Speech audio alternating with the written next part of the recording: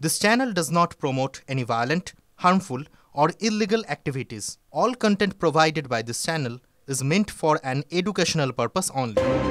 বাংলাদেশে হিন্দু সহ সংখ্যালঘুদের সুরক্ষা নিশ্চিত করতে হবে বাংলাদেশকেই মোহাম্মদ ইউনূসের নেতৃত্বাধীন অন্তর্বর্তীকালীন সরকারকে ফের বার্তা দিয়েছে ভারত।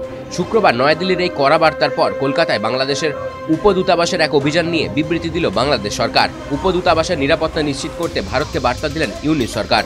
তবে বাংলাদেশ সরকারের এই বিবৃতির আগেই উপদূতাবাসের নিরাপত্তা ব্যবস্থা আরও বাড়ানো হয়েছে। দিল্লিতেও বাংলাদেশ হাই কমিশনের নিরাপত্তা আঁটোসাঁটো করা হয়েছে। বাংলাদেশের বর্তমান পরিস্থিতির প্রতিবাদে গতকাল কলকাতায় বাংলাদেশ উপদূতাবাস অভিযানের ডাক দিয়েছিল বঙ্গীয় হিন্দু জাগরণ মঞ্চ। সেই মিছিলের পর এদিন বাংলাদেশ উপদূতাবাসের নিরাপত্তা আরও বাড়ানোর সিদ্ধান্ত নেয় কলকাতা পুলিশ। লালবাজার সূত্রে খবর, একজন অ্যাসিস্ট্যান্ট কমিশনার পদমর্যাদার অফিসার গোটা নিরাপত্তা ব্যবস্থা নজরদারি করবেন। এছাড়াও থাকবেন 2 জন ইন্সপেক্টর, 6 জন করে এএসআই এবং এসআই পদমর্যাদার অফিসার। মহিলা ও পুরুষ মিলিয়ে 30 জন লাঠিধারী কনস্টেবল থাকবেন উপদূতাবাসের বাইরে। কলকাতার পাশাপাশি দিল্লিতেও বাংলাদেশ হাই কমিশনের নিরাপত্তা ব্যবস্থা আরও বাড়ানো হয়েছে।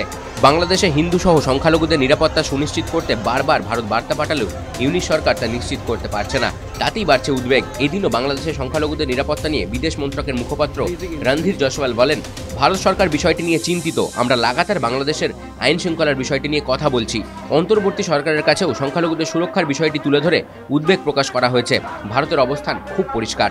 বাংলাদেশের সংখ্যালঘুদের সুরক্ষা নিশ্চিত করতেই হবে সরকারকে, নিরাপত্তার দায়িত্বও নিতে হবে। TV9 Bangla digital.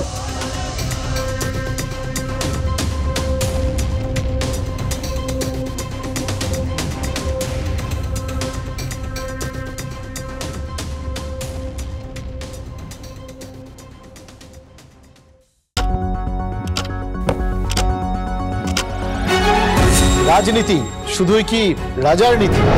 রাজা উজিরের চোখে নয়, আপনার আমার চোখে সমাজের ছবি। কঠিন কথা সহজভাবে না বললেই নয়। প্রতিদিন রাত 9টায় TV9 বাংলায়। TV9 বাংলা না দেখলেই নয়।